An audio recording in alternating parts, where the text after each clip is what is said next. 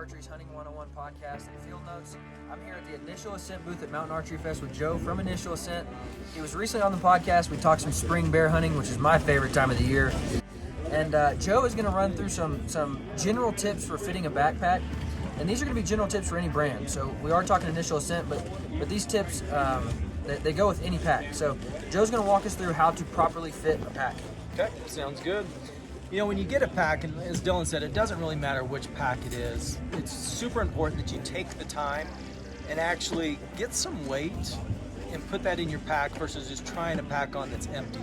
We see that all the time. People will go in, they'll throw a pack on, and sure, it feels great with no weight in it. But when you get out in the backcountry, you get on the mountains and you're several miles in, and then all of a sudden now you got some weight, it's a different story. So we're gonna try to make that a little bit better for you. The first thing I would recommend that you do is get 25 to 30 pounds of weight, stick it in the bag, and then loosen everything up on your pack. Meaning, with your hip belts, go ahead and loosen this up. Your shoulder straps, loosen that up. Your load lifters, loosen those up as well, just so that everything's loose. And then when you actually put a pack on, the first thing you want to do is kind of get in an athletic stance, and then you're going to start from the bottom and work yourself up. So start with the hip belt, clip that, tighten it up, however that system works. Do your shoulder straps next, do your sternum, and then your load lifters. And if you kind of follow that order, you're going to build it from the bottom up. It should help drive that weight into your hips. So I'm going to do that with this here. We've got about 40 pounds in this pack. I've already gone through and loosened everything up. So now I'm just going to put on my back, and then I'll walk you through those steps. So as I said, I'm going to kind of get in that athletic stance. I'm going to start with the hip belt. I'm going to shrug my shoulders a bit. Now I'm going to take this and pull that forward. I'm going to rock that until I get it right into there on my hip bones where I want it to set.